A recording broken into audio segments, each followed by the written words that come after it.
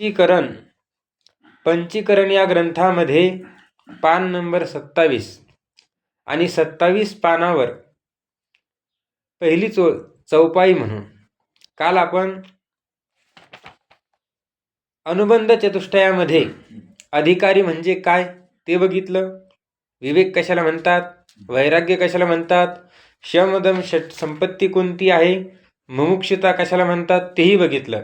त्यानंतर या ग्रंथाचा विषय कोणता आहे तेही बघितलं. तर या ग्रंथाचा विषय काय आहे सांगितलं. जीव परमात्म्याची एकता सांगणं हाच या ग्रंथाचा काय आहे, विषय आहे. त्यानंतर संबंध बघितला. संबंध साध्य साधन भाव संबंध, प्रतिपाद्य प्रतिपादक भाव संबंध, जन्यजनक भाव संबंध. त्यामध्ये प्रतिपाद्य प्रतिपादक भाव संबंध सांगत असताना ग्रंथ आणि अद्वितीय ब्रह्म या दोघांचा प्रतिपाद्य प्रतिपादक भाव संबंध सांगितलेला आहे. त्याचप्रमाणे जन्यजनक भाव संबंध सांगत असताना पंचीकरण ग्रंथ आणि ज्ञान यांचा जन्यजनक भाव संबंध सांगितलेला आहे. त्यानंतर निवर्त्य निवर्तक भाव संबंध सांगत असताना अज्ञान आणि ज्ञान यांचा निवर्त्य निवर्तक भाव संबंध आहे. निवर्त्य कोण आहे तर अज्ञान आहे आणि निवृत्त करणारं कोण आहे तर ज्ञान आहे. अशा प्रकारे संबंधाचा विचार आपण केला. त्यानंतर प्रयोजन काय आहे तर सांगितलं, परमानंद रूप असणारा जो काही परमात्मा आहे त्या परमात्म्याची प्राप्ती आणि आज्ञानमूलक जन्मादी अनर्थाची निवृत्ती म्हणजे थोडक्यात सर्व दुःखाची निवृत्ती प्राप्त करणे हेच या ग्रंथाचं काय आहे, प्रयोजन आहे. अशा प्रकारे आपण अनुबंधाचा काय केला, विचार केला. आणि अनुबंधाचा विचार केल्यानंतर श्रीराम गुरूंनी जी चौपाई सांगितली त्या चौपाईचं प्रदर्शन या ठिकाणी करतात. श्री गणेशाय नमः. तर काल आपण या चौपाईवर थोडक्यात भाष्य केलेलं आहे. तरी आज काय करू, वाचू आणि पुन्हा त्याच्यावर थोडंसं विश्लेषण करू. घना दहाडानो भ्रम थयो जीवने, घना दहाडानो भ्रम थयो जीवने, एटले देह माने पोते आपणे, एटले देह माने पोते आपणे, ते सारू फरे 84 लक्ष योनीने, ते सारू फरे 84 लक्ष योनीने, भरी पामे जन्म मरणने, भरी पामे जन्म मरणने. तर या ठिकाणी या चौपाईच्या द्वारे ग्रंथकार सांगतात की जीवने घना दहाडानु भ्रम थयो. जीवने म्हणजे जीवांना, घना दहाडानु म्हणजे बहुत दिवसाचा, अनेक दिवसाचा खूप मोठा काय झालेला आहे, भ्रम झालेला आहे. काय झालेला आहे तर भ्रम झालेला आहे. आणि तो भ्रम का झाला तर त्याचं कारण स्वतःच्या स्वरूपाचं अज्ञान आहे. भ्रम होण्याचं कारण काय तर ते आपण या चौपाईचा अर्थ बघितल्यानंतर बघू. एटले देह माने पोते आपणे, जीवाला अनेक दिवसांचा भ्रम झाल्यामुळे या असणाऱ्या आत्म्याला, आपणे म्हणजे स्वतःला, स्वतः म्हणजे कोण या ठिकाणी आत्मा, त्या आत्म्यालाच तो काय मानायला लागलाय, देह मानायला लागलाय. कधी कधी आत्म्याला देह मानतो तर कधी देहाला आत्मा मानतो. म्हणजे हा सुद्धा काय आहे, भ्रमच आहे. म्हणजे आत्म्याला देह मानणं हाही भ्रम आहे आणि देहाला आत्मा मानणं हा सुद्धा काय आहे, भ्रमच आहे. आणि अशा प्रकारच्या भ्रमामुळे त्या असणाऱ्या जीवाला 84 लक्ष योनीने ते सारे फरे, 84 लक्ष योनीमध्ये त्या जीवांना काय करावं लागत आहे, फिरावं लागत आहे. आणि फिरत असताना तिथं दुःखाचा अनुभव आहे का आनंदाचा अनुभव आहे तर केवळ दुःखाचाच काय आहे, अनुभव आहे. जरी संसारामध्ये जगत असताना, फिरत असताना सुखाचा अनुभव कधी कधी येत असला तरी तो आनंद कसा आहे? सुख पाहे जवा पाडे, दुःख पर्वता एवढे. दुःख कसे पर्वता एवढं आहे आणि सुख इतकुसक आहे.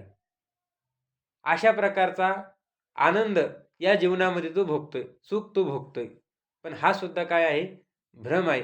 आणि सगळं गोष्ट हे सर्व घडलं कशामुळे? तर फक्त भ्रम झाल्यामुळे. देहाला आत्मा मानल्यामुळे किंवा आत्म्याला देह मानल्यामुळे. हरी पामे जन्म मरणने. तो पुन्हा पुन्हा काय करत आहे? जन्माला येत आहे, तरुण होत आहे, वृद्ध होत आहे आणि पुन्हा मरत आहे, पुन्हा जन्माला येत आहे. म्हणजे त्याच्या कर्माप्रमाणे तो जन्म घेत आहे. त्याला त्याच्या कर्माप्रमाणे अनुकूल प्रतिकूल माणसं भेटत आहे आणि त्या अनुकूल प्रतिकूल माणसापासून त्याला सुख दुःख होत आहे. ही जी परंपरा आहे ही कशामुळे घडली? फक्त भ्रमामुळे घडली. जसं आणि हा भ्रम होण्याचं कारण काय? तर ज्ञानोबराय सांगतात, एथ नेनावया हेची कारण जे इंद्रिया अधीनपण तीही आकळी जे अंतकरण म्हणूनी भ्रमे. भ्रमासाठी कारण कोण? तर इंद्रियांच्या अधीन होणं. जो जो व्यक्ती इंद्रियाच्या अधीन झालेला आहे त्याला परमात्म तत्व ही समजत नाही, परमार्थ कसा करावा ही समजत नाही आणि संसार कसा करावा हाही विवेक राहत नाही. संसार हा करायचा असतो. तुकाराम महाराजांनी सांगितलेला आहे, सुखे करावा संसार न संडावे दोन्ही वार, दया क्षमा घर चोजवित येतील. संसार सुखाने करा परंतु दोन्ही वार न संडावे, म्हणजे परमार्थालाही सोडायचं नाही. पण आपण काय करतोय? एकदा संसारामध्ये आसक्त झालो की परमार्थाचं आपल्याला विस्मरण पडतं, म्हणजे परमात्म्याचं आपल्याला विस्मरण पडतं. आणि ते विस्मरण पडलं की त्या ठिकाणी खूप मोठी काय होते? हानी होते. विसरली तया थोर झाली हानी. म्हणून परमात्म्याला विसरायचं नाही. संसार करायचा काही अडचण नाही, फक्त त्या संसारामध्ये आसक्ती ठेवून संसार करायचा नाही. आणि असा संसार जर केला तर तोच काय होतो? परमार्थ होतो. संसारी असावे असोनी नसावे. म्हणजे संसारात राहायचं पण संसारात नाही राहायचं. संसारात राहायचं पण मी संसारी आहे हे म्हणून नाही राहायचं. फक्त एक द्रष्टा म्हणून राहायचं. हे सगळं दिसणार आहे आणि मी त्याला पाहणार आहे. एक आपलं कर्तव्य बुद्धीने संसार करायचा. परंतु आपलं मन हे भगवंताकडे लावायचं. जसं सांगितलेलं नाही, पण आपली गोष्ट कशी होते? अंतरी संसार भक्ती बाह्यात्कारी. आपण अंतकरणातून संसार करतो आणि बाह्य लोकांना दिसण्यापुरती काय करत असतो? भगवंताची भक्ती करत असतो किंवा परमार्थ करत असतो.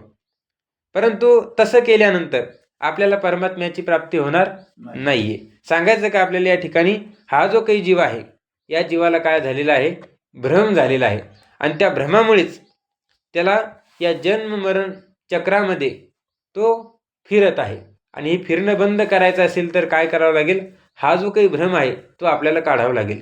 जसं रज्जूच्या ठिकाणी सर्पाचा भ्रम झाल्यानंतर दोरीचं ज्ञान करून आपल्याला घ्यावं लागेल. दोरीच्या ज्ञानाने दोरीचं अज्ञान काय होईल? नष्ट होईल. आणि सर्प जो काही आपल्याला सर्प प्रतीतीला आलेला होता तो निवृत्त होईल. त्याचप्रमाणे दुसरा दृष्टांत असा दिला जातो, शुक्तीच्या ठिकाणी आपल्याला रजताचा काय होतो? भ्रम होतो. शुक्तीचं ज्ञान झालं की रजताचं सुद्धा ज्ञान नष्ट होऊन जातं. म्हणजे हे रजत आहे, हा जो काही भ्रम झालेला होता तो भ्रम नष्ट होतो. कशाच्या ज्ञानाने? शुक्तीच्या ज्ञानाने. म्हणजे अधिष्ठानाचं ज्ञान झालं की अध्यस्त पदार्थाची काय होते? निवृत्ती होते.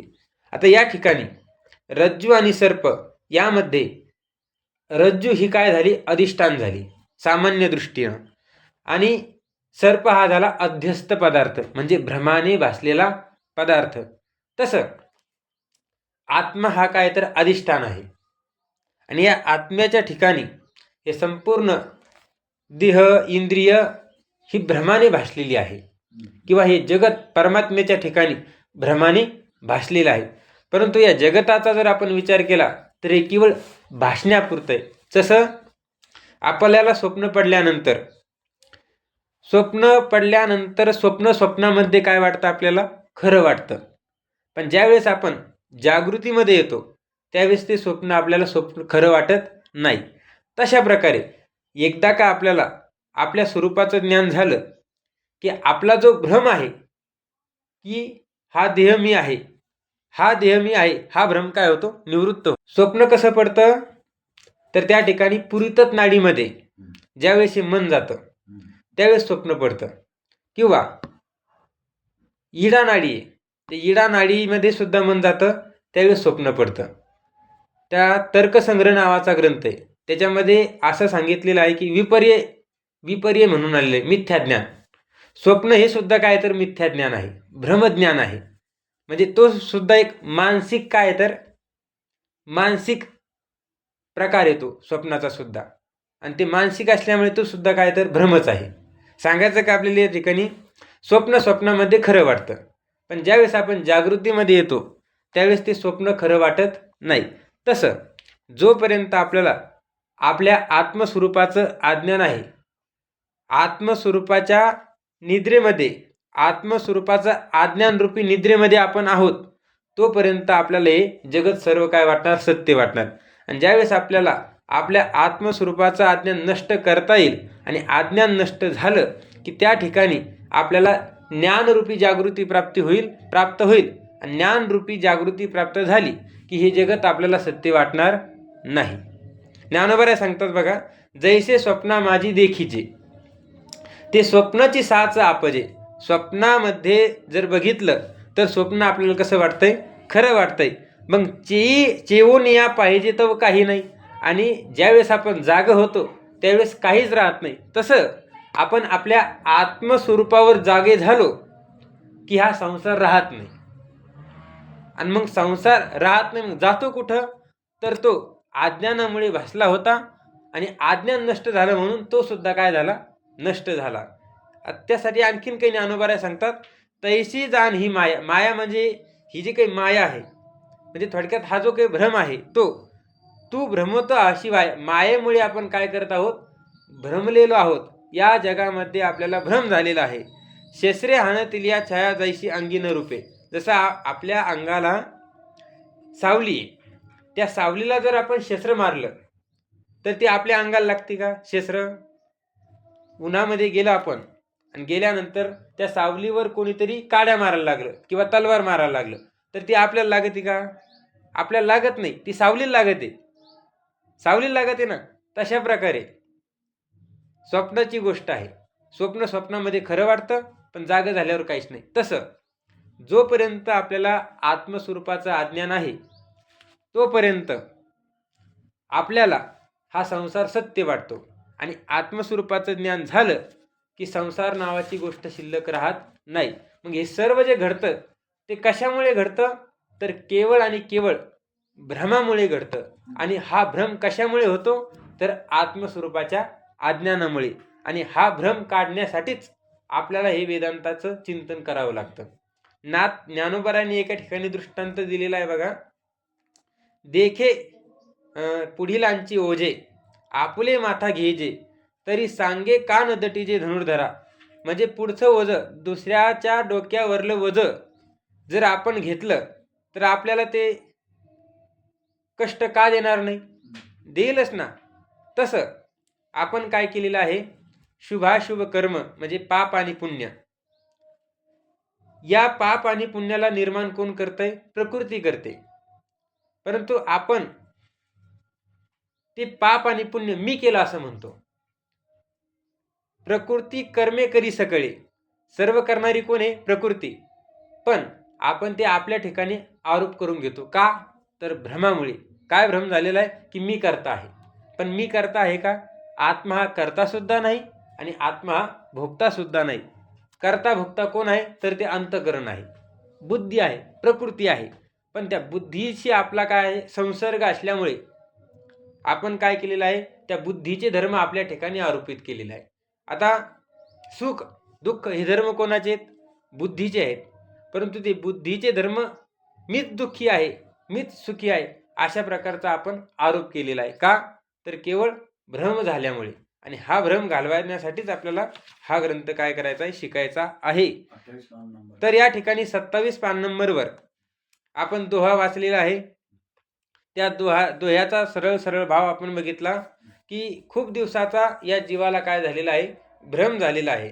आणि त्यामुळे तो या देहालाच काय म्हणत आहे, त्या देहालाच आत्मा मानत आहे किंवा आत्म्यालाच देह मानू लागलेला आहे. आणि त्यामुळे त्याला या 84 लक्ष योनीमध्ये पुन्हा पुन्हा फिरावं लागत आहे.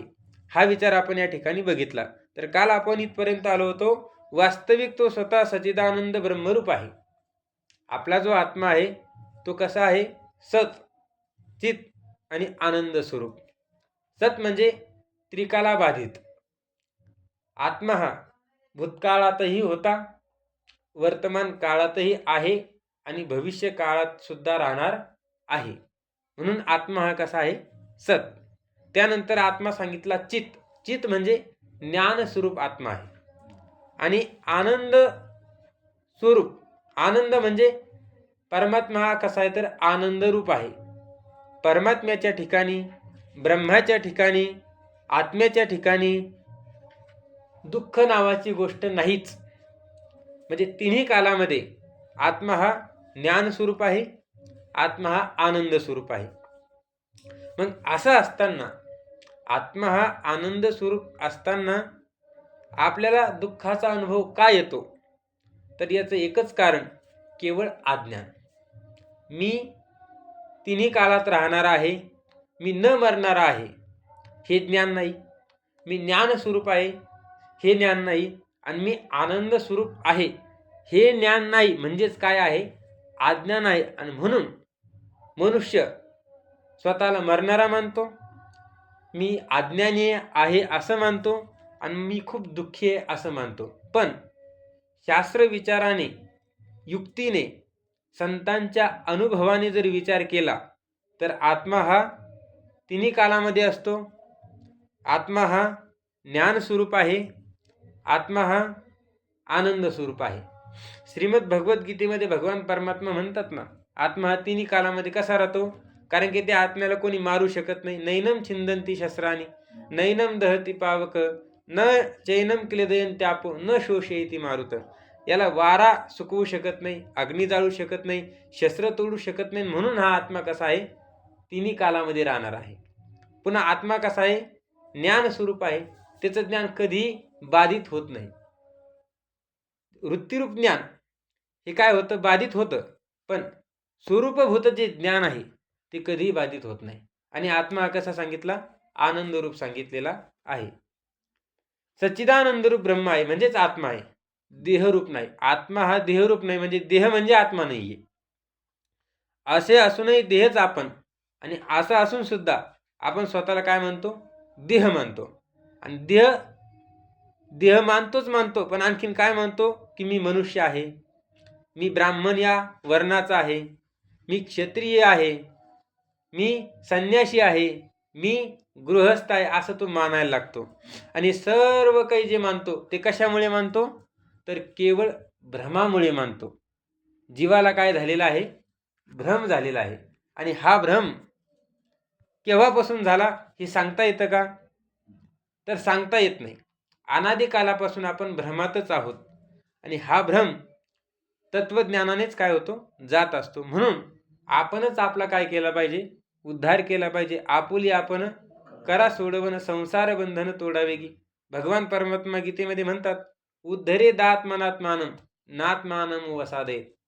आत्मैव म्हणजे आपणच आपले शत्रू आहोत आणि आपणच आपले मित्र आहोत.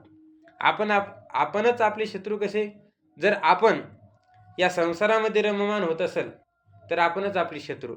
आणि संतांची संगती करून वेदांत तत्वज्ञान, स्वस्वरूप विषयक ज्ञान, परमार्थ आपण करत असन तर आपणच आपले काय आहेत, मित्र आहोत. त्यात सांगतात की जीवाला हा जो काही भ्रम आहे तो कसा झाला, आणि त्या भ्रमामुळे तो स्वतःला कसं मानायला लागला. तर एक दृष्टांत ज्ञानोबराय देतात. का कवन एकू भ्रमलेपणे, मी तो नव्हे का चोरलो म्हणे, ऐसा नाथीला छंदू अंतःकरणे घेऊन ठाके. एक असणारा व्यक्ती कधीच बाजारामध्ये गेला नाही, आणि एक दिवस त्याच्या असणाऱ्या पत्नीने सांगितलं की आज तुम्ही काय करा, तेल संपलंय, तुम्ही आता हे पैसे घ्या, ही बॉटल घ्या आणि बाजारामध्ये जाऊन तेल आणा. आता बाजारात गेल्यानंतर तो म्हटला, नाही बा मी जाणार नाही. का?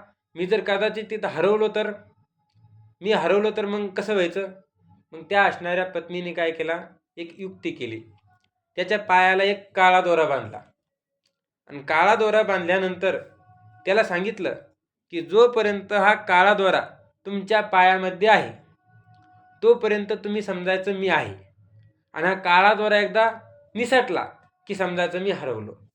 मग हा बाजारामध्ये गेल्यानंतर आता माणसाचा स्वभाव आहे, ज्या कामासाठी तो गेलेला आहे ते काम कधीच तो पहिले करत नाही. तिथं बाजारामध्ये एक सर्कस आलेली होती आणि त्या सर्कसीला तो पाहू लागला. गारुडी होता, त्यांनी काय केलं, साप सोडला आणि साप सोडल्यानंतर तो साप इकडं जे पाहणारे होते त्यांच्या दिशेने आला आणि ती पळायला लागली आणि पळता पळता याच्या अंगावर गेले. याचा दोरा निसटून गेला आणि निसटून गेल्यानंतर हा काय म्हणायला लागला की मी हरवलो असं तिथं बोलू लागला मोठमोठ्याने. आता तो हरवलेला होता का? नाही. पण त्याच्या पत्नीने काय सांगितलं, दोरा निसटला म्हणजे मी हरवला असं तुम्ही समजा. कारण की तो जात नव्हता, जाण्यासाठी काहीतरी युक्ती केली. मग तिथं दांगडू करू लागला, मी हरवलो. मग कोणीतरी घरी गेलं आणि घरी जाऊन सांगितलं की ते असं बोलायला लागले. मग ती असणारी पत्नी आली, पुन्हा तो दोरा बांधला पायामध्ये आणि मग म्हणतो मी सापडलो. आता हा हरवला होता का? हा हरवला नव्हता. पुन्हा हा सापडला का? तो आहेच, फक्त त्याला मध्यंतरी काय झाला, मी हरवलो असा त्याला भ्रम झाला आणि तो भ्रम काढण्यासाठी त्याच्या पत्नीने पुन्हा काय केला, द्वारा बांधला आणि सापडलो असं केलं. तसं आपण सुद्धा काय झालेलं आहे, आपल्याला आपल्या आत्मस्वरूपाचं ज्ञान नाही. ज्ञान नसल्यामुळे आपल्याला एक भ्रम झाला. काय भ्रम झाला? की मी देह आहे, मी सुखी आहे, मी दुःखी आहे. आणि मग हा जो काही भ्रम आहे हा घालवण्यासाठी श्रीगुरु काय करतात की बाबा हा देह तू नाही, तू सुखी नाही, तू दुःखी नाही, तर तो सच्चिद आनंद स्वरूप आहे, अशा प्रकारचं ज्ञान त्याला देतात आणि त्यावेळेस त्याचा भ्रम नष्ट होतो. आणि हा भ्रम नष्ट झाल्यानंतर तो काय म्हणतो, मी सच्चिदानंद स्वरूप आहे. आता मध्यंतरी तो सच्चिदानंद स्वरूप नव्हता का? होता. पण मध्यंतरी त्याला काय झाला होता, भ्रम झाला होता. आता या भ्रमाविषयीच मनुष्य, या भ्रमामुळेच हा असणारा जो काही जीवात्मा आहे तो स्वतःला मनुष्य मानतो, ब्राह्मण मानतो. त्याविषयी काय करतात, एक दृष्टांत सांगतात. दृष्टांत काय सांगतात, तर भ्रमाचा विपरीत बुद्धीविषयक दृष्टांत. विपरीत बुद्धी म्हणजे काय, तर त्या ठिकाणी जसं आहे 27 पान नंबर दुसरा पॅरेग्राफ, 27 पान नंबरवर दुसरा पॅरेग्राफ, भ्रमाचा विपरीत बुद्धीविषयक दृष्टांत. दृष्टांत अगोदर देणार आणि नंतर सिद्धांत सांगणार. भ्रमाचा, जशी वस्तू आहे तशी न दिसणं म्हणजेच काय, विपरीत बुद्धी. आता हा देह कसा आहे, नाशिवंत आहे, नष्ट होणारा आहे. पण हा देह नाशिवंत आहे असं न वाटणं, त्यालाच काय म्हणायचं, जसं दोरी, सर्प आहे का? नाहीये, पण सर्प वाटणं म्हणजेच काय झाला, भ्रम झाला. सांगतात बघा, समजा कोणी एक ब्राह्मण एक दिवस पुष्कळ भांग प्याला आणि तिच्या कैफात तो आपले ब्राह्मणपण विसरून मी शूद्र आहे, मी वैश्य आहे, मी क्षत्रिय आहे असे विपरीत बरळू लागला. काय झालं, कोणी एक ब्राह्मण एक दिवस काय केलं, एक दिवस त्याने भांग पिली आणि भांग पेल्यानंतर त्याला नशा चढली आणि त्या नशेमध्ये मी ब्राह्मण आहे असं तो विसरून गेला. मी ब्राह्मण आहे असं विसरून गेला आणि विपरीतच तो म्हणायला लागला की मी कोण आहे, मी शूद्र आहे, मी वैश्य आहे, मी क्षत्रिय आहे. अशा प्रकारचं विपरीतच बरळू लागला. आहे कोण, ब्राह्मण. पण नशेमुळे तो काय करायला लागला, स्वतःला शूद्र समजायला लागला. लक्षात आलं ना, शूद्र समजायला लागला. तरी पण अशा त्याच्या विपरीत बोलण्याच्या वेळी बोलल्याप्रमाणे तो ब्राह्मण नाहीसा होऊन खरोखरीच शूद्राधिक झाला असे काही झाले नाही. आता तो किती म्हटला की मी शूद्र आहे, मी क्षत्रिय आहे किंवा मी वैश्य आहे असं तो कितीही म्हटला तर त्याचा ब्राह्मणपणा नष्ट होईल का? त्याचा ब्राह्मणपणा नष्ट होणार नाही. पण बोलत असताना तो काय म्हणतोय, मी वैश्य आहे, मी शूद्र आहे. तरी पण त्याचा ब्राह्मणपणा नष्ट होणार नाही. तर तो ब्राह्मणच आहे. तो कोण आहे? ब्राह्मणच आहे. पण हे जे तो बोलतोय की मी वैश्य आहे, मी शूद्र आहे, हे का बोलतोय? तर त्या ठिकाणी केवळ कैफामुळे. कैफ म्हणजे भांग पिली आणि त्या भांगेची काय आली? नशा आली. त्या नशेमुळे स्वतः ब्राह्मण असून तो ब्राह्मण मानायला तयार नाही, तर स्वतःला वैश्य, शूद्र किंवा क्षत्रिय मानायला लागलेला आहे. त्यानंतर काही वेळाने त्याला त्याचा एक हितेच्छू भेटला. हितेच्छू म्हणजे याचं हिताची इच्छा करणारा.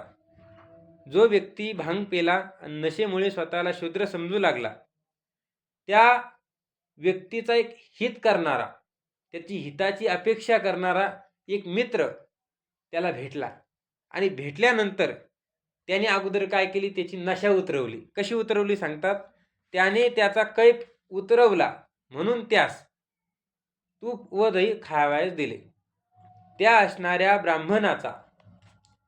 ब्राह्मणाला जी नशा आलेली आहे ती नशा उतरावी म्हणून त्या ब्राह्मणाला दही खाण्यासाठी दिलं आणि तूप खाण्यासाठी दिलं. कारण की नशा उतरण्यासाठी दही आणि तूप हे काय तर उपयोगाचं आहे. तूप पाजलं की तुरंत काय होती? नशा संपून जाते. तुरंत काय लगे नशा राहतच नाही. म्हणून त्या मित्राने त्या आपल्या ब्राह्मण मित्राला शूद्र समजू लागलेला आहे म्हणून त्याच्या लक्षात आलं की याला नशा चढलेली आहे आणि म्हणून याची नशा उतरवण्यासाठी त्याला तूप आणि दही खाण्यासाठी दिलेलं आहे.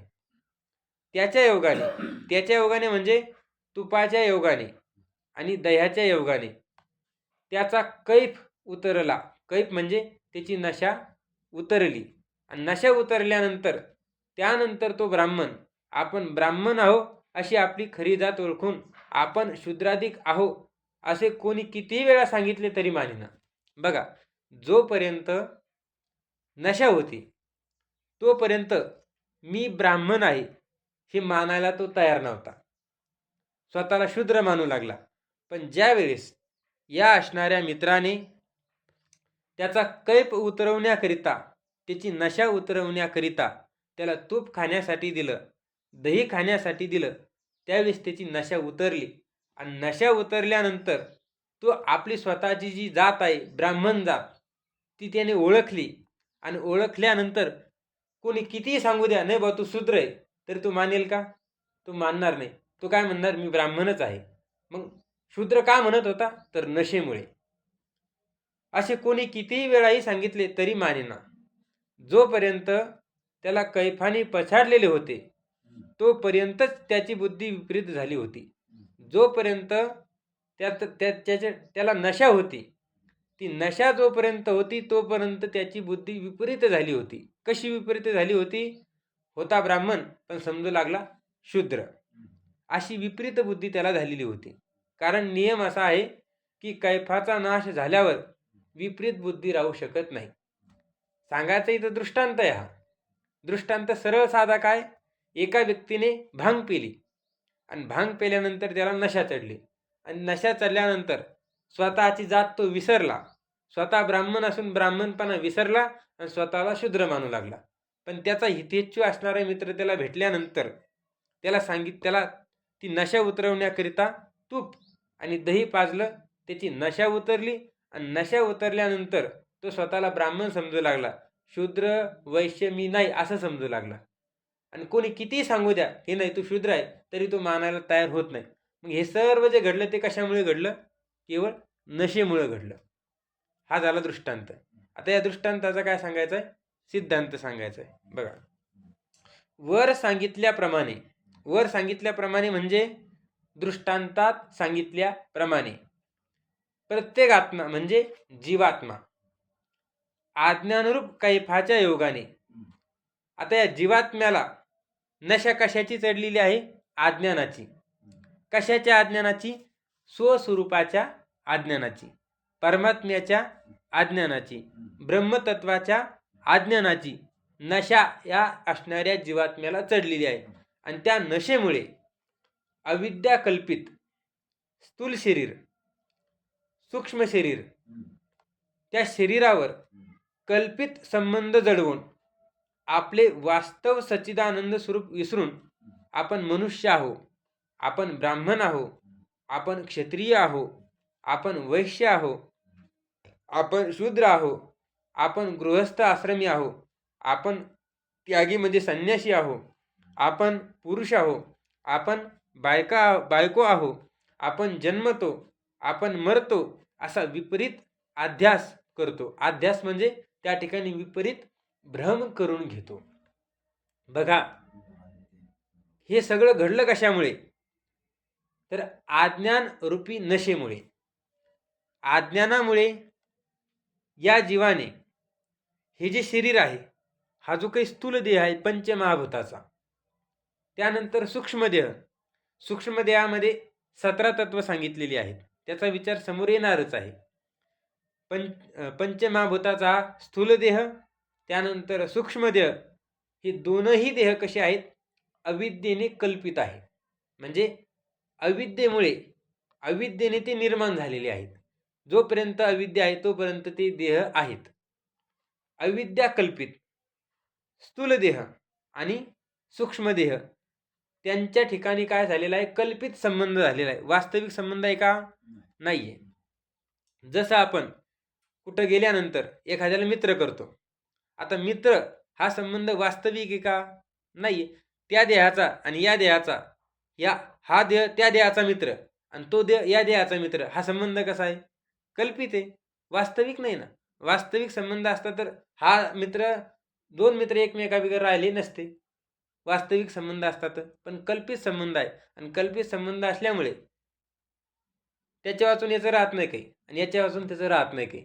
ज्यावेळेस स्वतःचा स्वार्थ असतो त्याच वेळेस ते एकत्र येतात आणि ज्यावेळेस काही प्रतिकूल घटना घडली की ते बाजूला जातात. सांगायचं का आपल्याला इथं? अविद्येने कल्पित कोण आहे? हा स्थूल देह आहे. स्थूल देह हा 25 तत्वाचा सांगणार आहे आणि सूक्ष्म देह सुद्धा या ग्रंथामध्ये 25 तत्वाचा सांगणार आहे. इतरत्र 17 तत्वाचा सांगितलेला आहे. तर कल्पित असणारा संबंध जडवून जीवात्म्याने काय केलं? इकडे बघा, हा जो देह आहे या देहावर संबंध जडवलेला आहे, म्हणजे संबंध केलेला आहे की हा देहच मी आहे, हा संबंध. त्यानंतर वास्तविक सच्चिदानंद, मी स्वतः सच्चित आनंद स्वरूप आहे हे विसरून गेलेला आहे. म्हणजे देह मी आहे आणि स्वतःच्या स्वरूपाला विसरलेला आहे आणि स्वतःला काय मानू लागलेला आहे?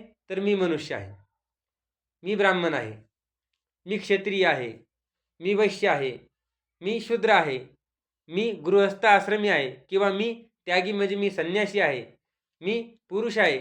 स्त्रिया काय म्हणतात? मी कोणाची तरी बायको आहे, मी जन्मतो, मी मरतो, असा विपरीत भ्रांतीमूलक समजूत करून घेतो. कोण? जीवात्मा. कशामुळे? केवळ अज्ञानामुळे. इथं 3च गोष्टी ध्यानात ठेवायच्या. जीवात्मा एक, त्या जीवात्म्याने काय केलेलं आहे? समजूत करून घेतलेली आहे. कशी? मी मनुष्य आहे, मी देह आहे, मी ब्राह्मण आहे, मी क्षत्रिय आहे, मी जन्मतो, मी मरतो. ही समजूत जीवात्म्याने करून घेतलेली आहे. आणि कशामुळे? तर केवळ आत्मस्वरूपाच्या अज्ञानामुळे. आलं लक्षात? पण वास्तविक तो स्वतः देहादिकांचा द्रष्टा, साक्षी, ब्रह्मरूप आहे. आता जो काही आपला आत्मा आहे, तो आत्मा वास्तविक कसा आहे? तर तो या देहाचा, देहादिक म्हणजे देह, इंद्रिय, मन, बुद्धी आणि संपूर्ण जगत, या सर्वांचा द्रष्टा आहे आत्मा. द्रष्टा म्हणजे पाहणारा आहे. त्यानंतर सर्वांचा साक्षी आहे आणि पुन्हा तो आत्मा कसा आहे? ब्रह्मरूप आहे. जसं घटद्रष्टा घटात भिन्न, आपल्या समोर काय ठेवलेलं आहे? घट ठेवलेला आहे. घट म्हणजे गाडग. आता तो ग्लास आहे, तो ग्लास, त्या ग्लासाला पाहणारे आपण आहोत, म्हणून मी त्या ग्लासाचा कोण झालो? द्रष्टा. आणि तो ग्लास काय झाला? दृश्य. मी द्रष्टा. मग आता दृश्य आणि द्रष्टा हे एकच आहेत का वेगळे वेगळे आहेत? वेगळे. मग आता त्या हा जो द्रष्टा आहे हा द्रष्टा त्या दृश्याहून भिन्न आहे का अभिन्न आहे? द्रष्टा हा दृश्याहून भिन्न आहे का अभिन्न आहे? तर भिन्न आहे. दृश्य म्हणजे द्रष्टा नाही ना, कारण की पाहणारा वेगळाच असतो. जसं घटाला पाहणारा घटाहून काय असतो? वेगळा असतो. तसं या देहाला पाहणारा देहाहून काय वेगळा आहे, आणि म्हणून तो काय झाला? द्रष्टा झाला. लक्षात आलं ना? द्रष्टा. त्यानंतर साक्षी आहे. सर्वांचा साक्षी कोणी? आत्मा आहे, आणि पुन्हा तो ब्रह्मरूप आहे. पण ते अज्ञानाच्या योगाने जाणत नाही. हे सर्व स्वतः द्रष्टा असताना, स्वतः साक्षी असताना, ब्रह्मस्वरूप असताना, सच्चिदानंद स्वरूप असताना, न मरणारा असताना, न जन्मणारा असताना, तो तसं न मानता तो काय करतो? अज्ञानाच्या योगाने मी जन्मणारा आहे, मी मरणारा आहे, असं तो मानायला लागतो. कशामुळे? फक्त अज्ञानामुळे. पण ते अज्ञानाच्या योगाने जाणत नाही. जेव्हा अशा अज्ञानी जीवाला ब्रह्मनिष्ठ सद्गुरू भेटतो आणि तो त्याला ब्रह्मविद्या उपदेशरूप तूप पाजतो, तेव्हाच त्याचा अज्ञानरूप कैप उतरतो. जसं दृष्टांतामध्ये त्या कैप चढलेल्या व्यक्तीला तूप पाजलं आणि त्याचा कैप उतरवला, नशा उतरवली. त्याचप्रमाणे या ठिकाणी सिद्धांतामध्ये सुद्धा जीवात्म्याला ज्यावेळेस ब्रह्मनिष्ठ सद्गुरू भेटतात, ब्रह्मनिष्ठ, श्रोत्रिय आणि कृपाळू. ब्रह्मनिष्ठ म्हणजे ब्रह्म स्वरूपात निमग्न असणारे.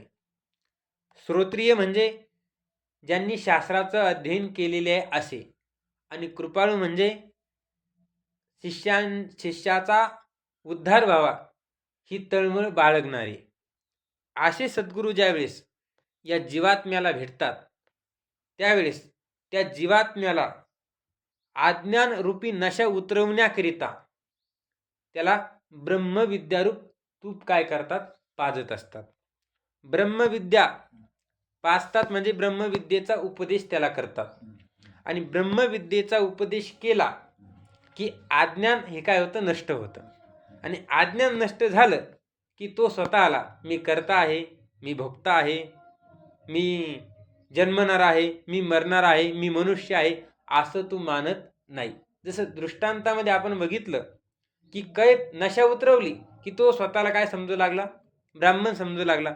तशा प्रकारे श्रीगुरूंच्या उपदेशाने, ब्रह्मविद्यारूप उपदेशाने अज्ञान नष्ट झाल्यानंतर तो जीवात्मा स्वतःला देह मानत नाही, मनुष्य मानत नाही, सुखी मानत नाही, दुःखी मानत नाही, तर तो स्वतःला सच्चिदानंद स्वरूप मानत असतो. पण हे करण्यासाठी काय करावं लागेल? आपल्याला श्रीगुरूकडे जावं लागेल. आणि श्रीगुरूकडे गेल्यानंतर त्यांची सेवा करावी लागेल.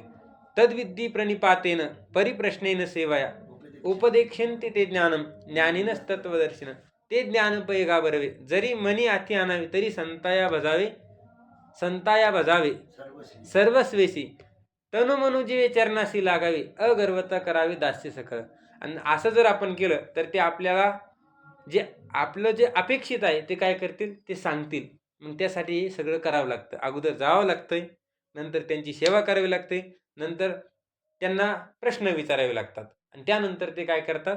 उपदेश करतात. परंतु आता तसं आहे का? आता सेवा करण्याचं काम नाही जास्त, आता फक्त आश्रमात राहायचं काम आहे आणि प्रश्न विचारायचं काम नाही. स्वतः तुम्हाला ते उत्तर देऊन टाकतात. चला, हा, तर तेव्हाच अज्ञानी जीवाला ब्रह्मनिष्ठ सद्गुरू भेटतो आणि तो त्याला ब्रह्मविद्या उपदेशरूप तूप पाजतो, ब्रह्मविद्या देत असतो, ब्रह्मविद्येचा उपदेश तो करत असतो. कोण? श्रीगुरू. तेव्हाच त्याचा अज्ञानरूप कैप उतरतो. त्याच वेळेस त्याचा अज्ञानरूप ही जी काही नशा आहे ती उतरते. असे झाले म्हणजे तो पुरुष, आपण देह आहो. असं झालं म्हणजे ब्रह्मविद्येचा उपदेश केल्यानंतर अज्ञान नष्ट झाल्यानंतर तो पुरुष मी देह आहे, मी मनुष्य आहे, मी कर्ता आहे, मी भोक्ता आहे असे कदापि मानणार नाही. असं तो कधीच समजणार नाही. केव्हा? अज्ञान नष्ट झाल्यानंतर. त्या अज्ञानाला नष्ट करण्याचं काम कोण करतंय? ज्ञान. ज्ञान कोणतं? म्हणजेच ब्रह्मविद्या. ब्रह्मविद्या, ज्ञान सारखंच आहे. मग ब्रह्मविद्येचा उपदेश केल्यानंतर तो स्वतःला मनुष्य मानत नाही, मरणाराही मानत नाही. तर उलट आपण सच्चिदानंदरूप ब्रह्म आहो असेच तो मानेल. मग तो स्वतःला काय समजतो? मी सच्चिदानंदरूप ब्रह्मच आहे. जसं दृष्टांतामध्ये आपण त्या मनुष्याला तूप पाजल्यानंतर नशा उतरली आणि तो स्वतःला काय समजू लागला? शूद्र समजू लागला का? क्षत्रिय समजू लागला का? नाही. तर तो स्वतःला ब्राह्मण समजू लागला. तसा हा जीवात्मा ज्या वेळेला ब्रह्मविद्यारूपी तूप पाजल्या जातं त्यावेळेस त्याचं अज्ञान नष्ट होतं. आणि अज्ञान नष्ट झालं की त्याला कोणी कितीही सांगू द्या, नाही तू मनुष्य आहे, तू या नावाचा आहे, तू या गावाचा आहे, असं तुम्ही कितीही सांगा, तू मानायला तयार होत नाही. तो काय म्हणतो? मी कोणत्या गावाचा नाही, मला देश काल परिचित नाही, मी याच देशात आहे, याच काळामध्ये मी आहे आणि याच वस्तूमध्ये मी आहे, असं तू मानायला तयार होत नाही. मी सर्वत्र आहे, सर्व व्यापक आहे, मी परमात्मा आहे, मी न मरणार आहे, असं तो काय करतो? मानत असतो. पण हे सत्य जोपर्यंत तो पूर्णपणे समजत नाही, कोणतं सत्य? मी सच्चिदानंद स्वरूप आहे, मी ब्रह्म आहे, हे सत्य जोपर्यंत तो पूर्णपणे समजत नाही तोपर्यंत पुष्कळ दिवसाच्या चुकीच्या समजुतीने आपण देह आहो असे मानित असतो. जोपर्यंत मी सच्चिदानंद रूप ब्रह्म आहे असं तो समजत नाही तोपर्यंत तो अनादी कालापासून जी समजूत त्याची झालेली आहे की मी देह आहे, मी मनुष्य आहे, ही समजूत तो सोडत नाही. आणि ही समजूत सोडण्याकरिता काय करावं लागेल? मी परमात्मा आहे, मी सच्चिदानंद स्वरूप ब्रह्म आहे, असं त्याला काय करावं लागेल? मानावंच लागेल. त्याशिवाय दुसरा पर्याय नाही. पूर्णमिदं पूर्णात् पूर्णमुदच्यते पूर्णस्य पूर्णमादाय पूर्णमेवावशिष्यते.